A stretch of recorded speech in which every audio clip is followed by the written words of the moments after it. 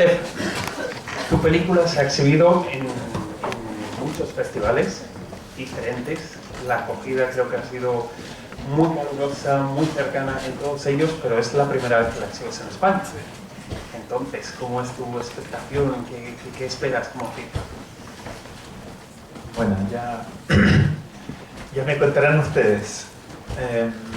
Pero en realidad, como dije también en la introducción, lo que me parece es que por ser Melilla española, podría ser casi un absurdo, pero bueno, por ser Melilla española, ustedes están tal vez mucho más acostumbrados a la situación que se produce allí, pero me parece que siempre justamente desde la posición del poder, desde la posición de nosotros y ellos. Y como vieron en la película, eso es lo que tratamos de invertir. Tratamos de deshacernos del poder, de democratizar, de decir, toma la cámara tú, Abu, y cuéntanos tú a nosotros para entender la historia desde esa perspectiva. Y bueno, Melilla, España, seguro que para ustedes es distinto, pero creo que en muchos lugares se siente mucho eso también. Porque aunque sea para ustedes tal vez una frontera española, en realidad es una frontera europea. En ese sentido, a todo el continente les toca las fibras como suya también la historia y la frontera. ¿Alguna pregunta en la sala? Por favor, aquí arriba.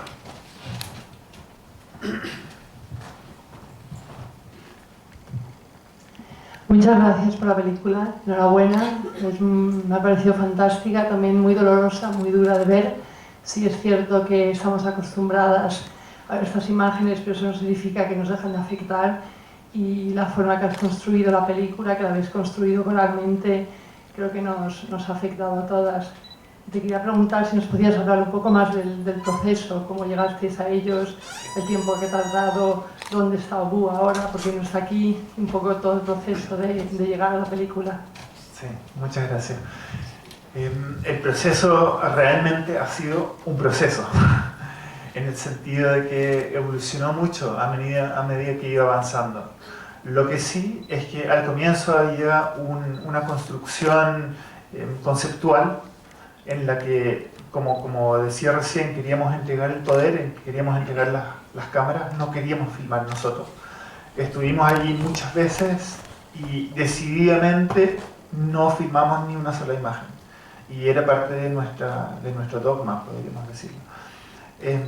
Pero lo que sí evolucionó mucho y se tematiza en la película fue nuestra relación con Abu y su relación con nosotros y con la película y con el hacer película, ¿no? Entonces, al comienzo, cuando llegamos, tuvimos a alguien que nos ayudó, que nos introdujo, que es un fotoperiodista de Melilla, José Velasco de Avellaneda, un tipo que ha trabajado durante 10 años allá y ha hecho una labor importantísima. Y él tenía contacto con la comunidad de Mali, entonces nos puso en contacto y nosotros entregamos varias cámaras.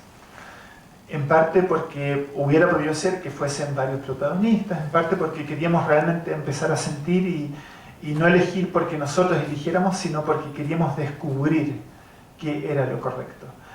Y bastante rápido, nos quedamos sorprendidos en realidad, cuán rápido dimos con Abu. Y no de una forma intelectual, en el sentido, tú me dices lo correcto y yo no sé qué. Claro, sí, había una situación de confianza y eso es importante en cualquier relación en un documental, pero lo que nos llamó mucho la atención fue su material. Había una poética ahí adentro que llegaba a traspasar todas las barreras técnicas que él no manejaba al comienzo. O sea, para dar una anécdota, al comienzo el material que nos llegó era vertical, porque claro, él filmaba como si hubiera filmado con su móvil, ¿no? Entonces teníamos técnicamente que empezar desde ahí. A ver, la cámara horizontal y por favor déjala ahí, el zoom, ¿no? Mejor acércate tú a la situación en vez de usar el zoom, cosas así. Pero esos son detalles técnicos. Pero la poesía que él lograba capturar fue única. Entonces, Y otra cosa en el proceso que tal vez es muy interesante es que, claro, la película habla del superar fronteras de alguna forma.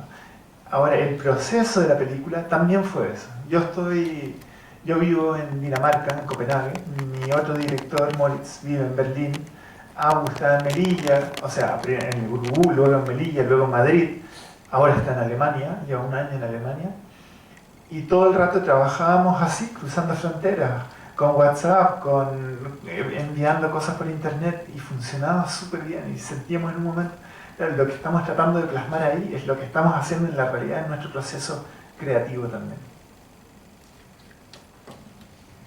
¿Más preguntas? Sí, aquí adelante, por favor.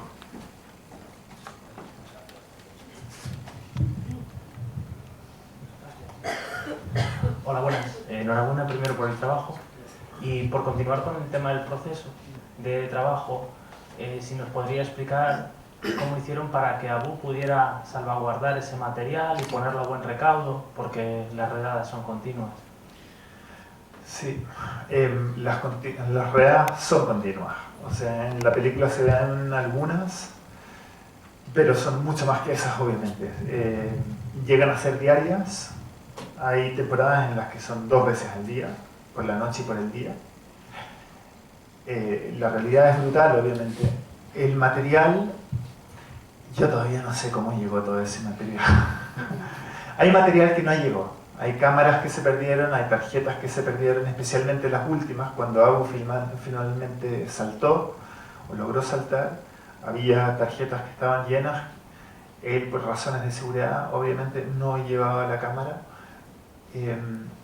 Esas tarjetas se perdieron y todavía estoy deseando saber qué había, pero bueno, eso es así, es parte del proceso. Ahora, ¿cómo lo recibíamos? Es una historia bien bonita. En parte nosotros íbamos para allá tal vez cada 3 semanas y llevábamos tarjetas vacías y nos llevábamos las tarjetas llenas, llevábamos baterías cargadas. Y en parte, este fotoperiodista del que les hablaba, él subía casi cada semana para intercambiar tarjetas y baterías. Y cuando él iba, después él bajaba a Melilla y subía el material por internet.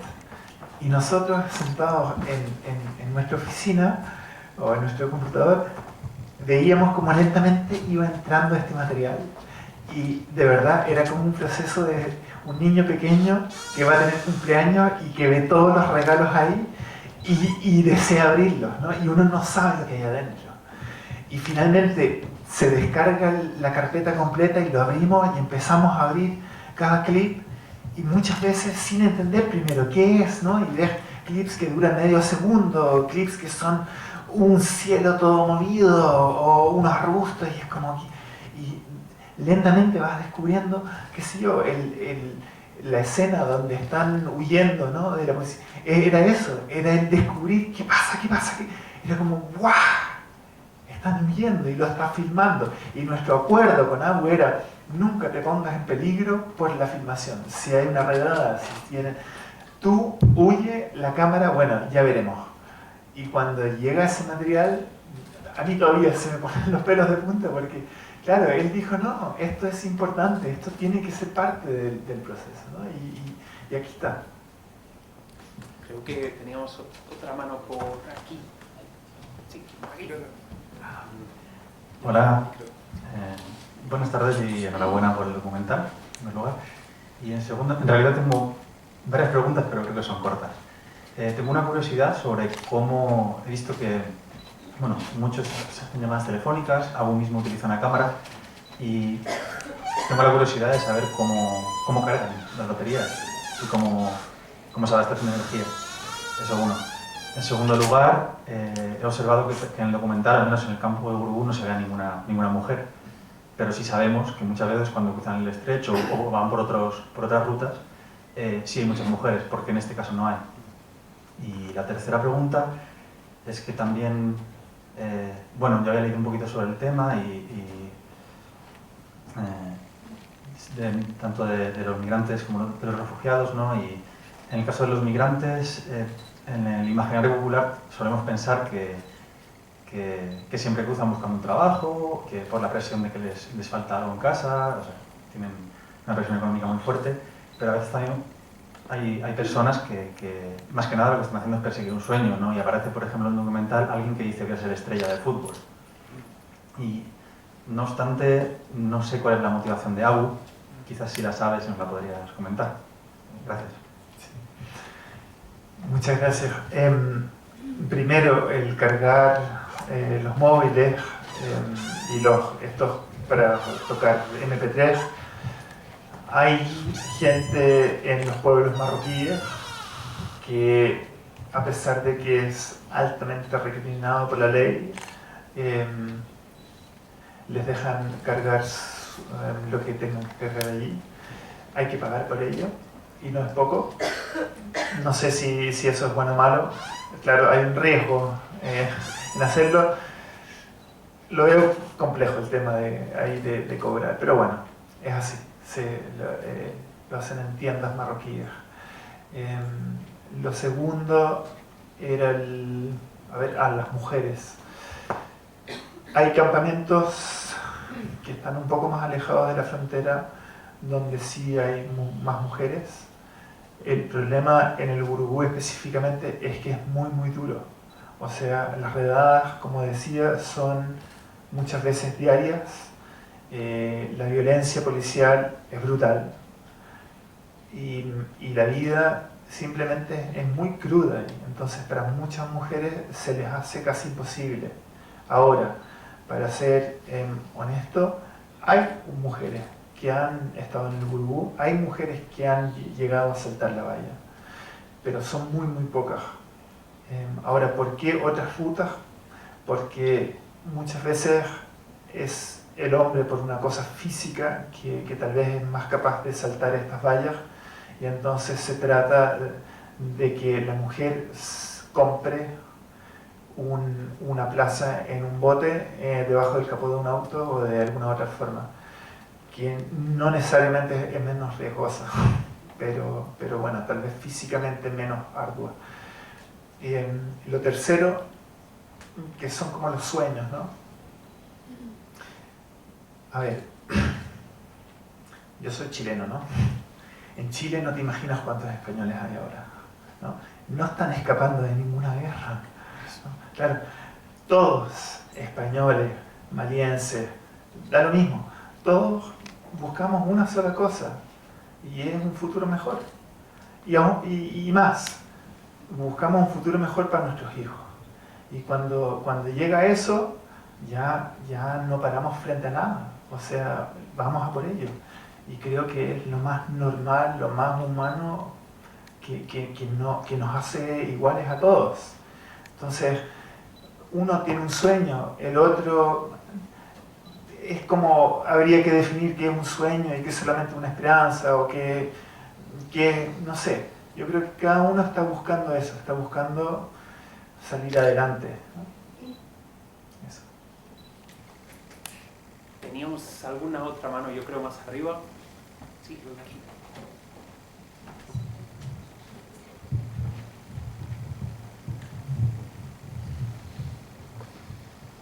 Hola, buenas tardes. Quería felicitarle por el espléndido documental que hemos visto.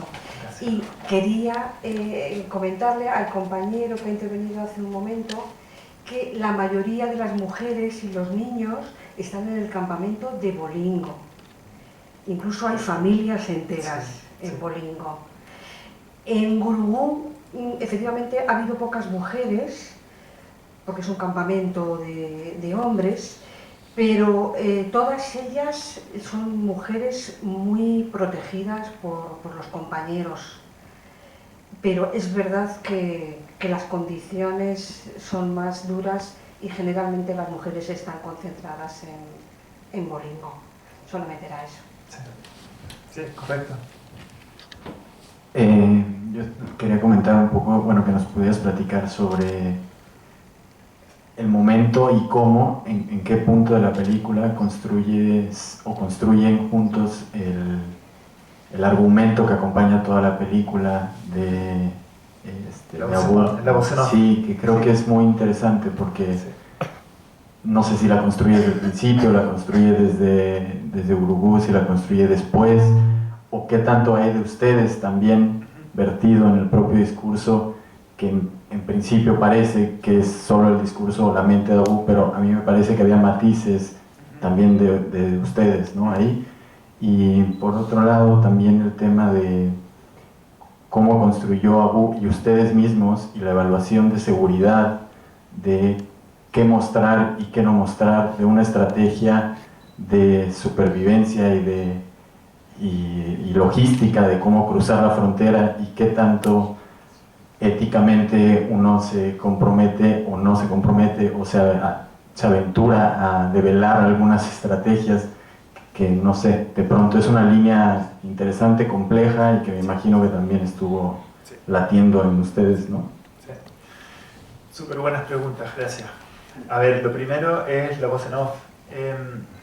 Efectivamente, desde el comienzo en el que concebimos la estructura conceptual del documental, teníamos claro que queríamos usar una voz en off.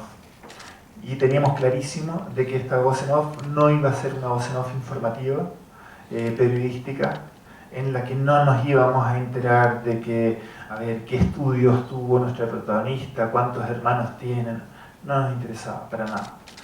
Hay un exceso de información de esto en otros medios. Y está bien que lo haya, tal vez, pero no era nuestra idea. Ahora, nuestra voz en off se construyó de la siguiente manera. En el Gurugú nunca hicimos una entrevista, también porque decidimos no hacerla, porque no queríamos siquiera tener la posibilidad de usar ese material. En el momento en que Abu logró saltar y ya estaba en Melilla, hicimos una primera entrevista muy extensa, muy en profundidad. En ese momento también ya teníamos una intimidad y una confianza mutua, porque muchas veces, ¿no?, de que la persona con la que uno está trabajando tiene que tener confianza en una y saber que, bueno, este es alguien en el que puedo vertir todos mis secretos, por decirlo así, y él va a ser alguien respetuoso con ella. Cuando él estaba en Madrid, tuvimos una próxima entrevista y luego 2 entrevistas más en Alemania. Paralelamente a eso, desde el momento en el que llegó a Melilla, él empezó a escribir su historia, un tipo de diario de vida, pero en retrospectiva. Y nos pasó estos escritos, y estando ya en proceso de edición, sabiendo qué temas o qué temáticas estábamos trabajando, empezamos a buscar episodios en nuestras entrevistas y en lo que él había escrito, y empezamos a cristalizar textos de estos. Y de ahí ya empezó un proceso muy muy bonito, casi un juego de ping-pong, en el que nosotros le íbamos mandando a él textos ya más resumidos de lo que él en realidad nos había contado o había escrito, y nosotros lo habíamos resumido. Él después lo volvía a cambiar a su propio lenguaje, o cambiaba cosas, o tachaba cosas, o agregaba cosas, y nos lo devolvía a nosotros, y íbamos así, y de vuelta, hasta que finalmente llegamos a lo que hay aquí. O sea, en la versión que nosotros mandamos a Berlinale, por ejemplo, que era todavía un corte, lo que se llama un rough cut, o sea, un corte no finalizado, estaba entero la voz en off grabada por WhatsApp, él en su teléfono, y nos lo iba enviando así, y lo metíamos en la edición. Y fue un trabajo muy colaborativo y un proceso. Ahora, la segunda pregunta, la ética.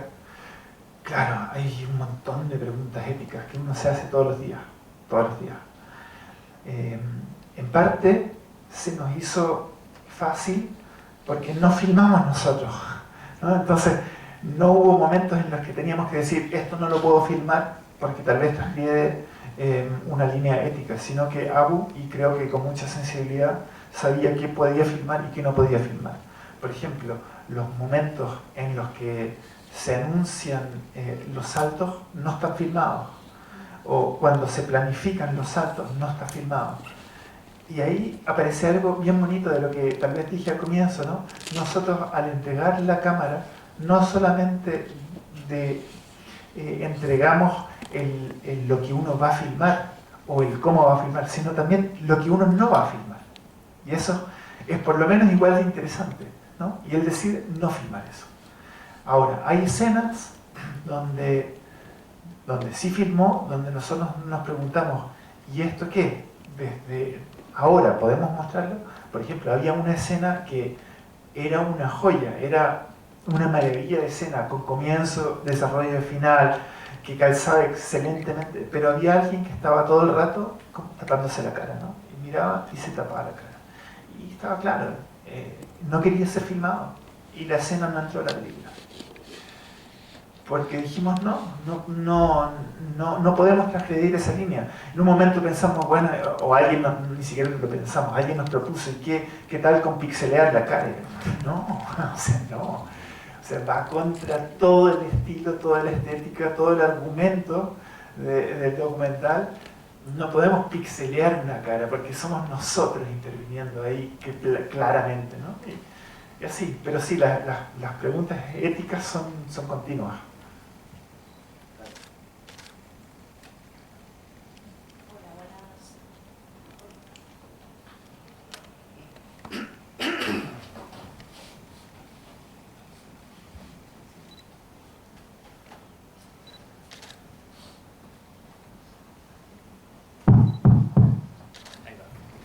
Hola, buenas tardes. Darte la enhorabuena porque me parece buenísimo el documental, buenísimo.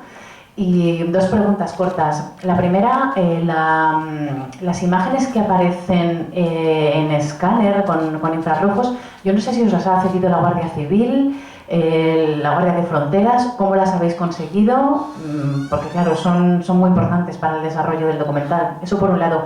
Y por otro, no sé si nos puedes contar a qué precio pactáis con Abu, porque él en un principio cuenta que es un precio alto para que él no venda la cámara. Y no te pregunto ya tanto de dinero, sino si de alguna manera luego le habéis ayudado a conseguir sus sueños, sus metas, a llegar a Madrid, a Alemania. Y cómo se siente uno cuando está pactando desde vuestro punto, es una pregunta ética otra vez, desde vuestro punto de vista de occidentales con una persona que está en esas circunstancias. O sea, ¿cómo son esas conversaciones? Son difíciles. Nosotros porque teníamos un concepto tan claro desde el comienzo y no queríamos que nadie interfiriera, decidimos no acercarnos a ninguna productora hasta tener el 90% del material. Es decir, hasta ese momento todo el proyecto lo financió nuestra tarjeta de crédito. Y siendo documentalista freelance, pues las posibilidades son limitadas también. Pero bueno, hicimos de alguna forma lo que pudimos y creo que lo que fue correcto también. Desde entonces, creo que no hay problemas en decirlo, porque siempre hay temáticas ahí de que uno al ayudar puede ser tachado de traficante de personas, no sé qué cosas legalmente. Sí, hemos ayudado, claro. No era el momento de saltar, porque no había cómo, aunque hubiéramos querido. Pero en este momento, por ejemplo, nosotros financiamos su abogado en Alemania. Le financiamos su viaje desde Madrid hasta Alemania. No sé, tratamos de ayudar en lo que sea posible. Recibió ya después, cuando nos acercamos a una productora, conseguimos una cierta financiación, le hemos podido pagar un sueldo. Y desde entonces los premios que hemos ya ganado, por suerte hemos ganado algunos premios, aunque lleva recién 2 meses la película andando en festivales. Los premios los repartimos en 3, somos 3 directores y se dividen los ingresos en 3. Lo mismo con las ventas. Hace poco vendimos a Italia el proyecto, vendimos a Taiwán también y vendimos a Hong Kong. No sé por qué Taiwán y Hong Kong, están muy lejos, pero cada uno tiene sus propios problemas y sus propias situaciones. Los ingresos que entran se dividen en 3. Ahora, la primera pregunta me encanta porque es brutal. El material. O sea, el material de las cámaras de seguridad eran un ingrediente base en la concepción inicial del proyecto. Y cuando ya empezamos el montaje, empezamos a encontrar material de estas cámaras en internet y empezamos a usarlo. Pero claro, después de poco tiempo nos dimos cuenta, a ver, si queremos que esta película no solamente sea para YouTube y un proyecto amateur, no sé qué, sino que tenga un nivel profesional alto, necesitamos los derechos de estas imágenes. Ahora, todas estas imágenes que estaban en internet, todas venían de la misma fuente, que es la Guardia Civil. Entonces, en algún momento, por alguna razón, la Guardia Civil debió haber entregado estas imágenes. Nosotros decimos, ¿pero cómo? Tal vez algún proyecto así, pro fronteras, no sé qué, Televisión Española tiene un convenio, no sé, nos pasamos un montón de rollo. Hasta que finalmente tomamos toda nuestra valentía y le escribimos una carta a la Guardia Civil, al departamento de prensa que está aquí en Madrid, y ni siquiera les mentimos, les contamos, somos un proyecto danés que tiene incluido la televisión danesa, y estamos haciendo un proyecto sobre la migración y las fronteras exteriores de Europa. Y nos interesaría el material de las cámaras de seguridad. Y quedamos helados cuando nos llegó la respuesta de que sí, tenemos un disco duro entero aquí en Melilla, vengan a buscarlo. Y nosotros, pero, ¿cómo? O sea, ¿qué pasa acá? ¿No? Y todavía como que tengo un fantasma ahí que no entiende bien. Y tengo toda una teoría, y yo no soy de los que andan mucho con estas teorías de complot, y no sé qué. Creo que alguien con los pies bastante bien plantados en la tierra. Pero, a ver, mi teoría, ¿ok? Porque nos llegó el material, o sea, es un hecho, está ahí. Y tenemos los derechos. Pasa lo siguiente. Lo que nosotros vemos en estas imágenes es 180 grados distinto de lo que ellos ven en estas imágenes.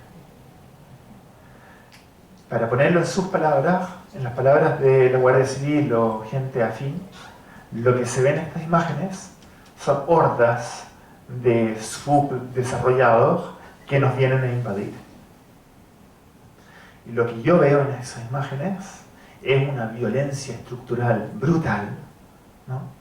Que donde las personas no son personas, son píxeles negros en una imagen. Y son la yuxtaposición total del material auténtico, humano, cálido de Abu. Son estas imágenes robóticas, frías, blanco y negras, ¿no? Que no tienen ninguna humanidad. Ahora, hay un segundo punto, ese es uno, y es súper interesante cuestionarse, ¿no? Que una misma imagen pueda tener dos lecturas tan distintas. Pero la segunda es la siguiente, y es que ellos, en estas imágenes, ven un problema, ¿vale?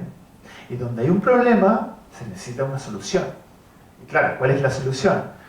Más dinero, más Guardia Civil, más militarización, más helicóptero, más refuerzo de la policía marroquí, ¿no? Entonces hay un interés, si estuviera, claro, creo que en los ojos de ellos ahora se dan cuenta que tal vez el material está en un contexto que no les es tan positivo, pero bueno, en sus ojos es la prueba, ¿no?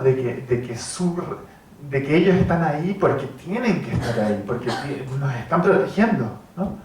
Y de nuevo, nosotros tenemos la lectura casi opuesta. Eso. Vamos a tener que dejarlo aquí, por ahora.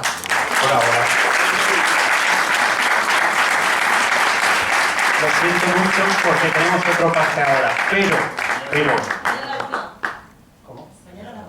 Mañana a la 1, en la cantina, tenemos nuestras mañanas de la cantina, donde invitamos a todos los directores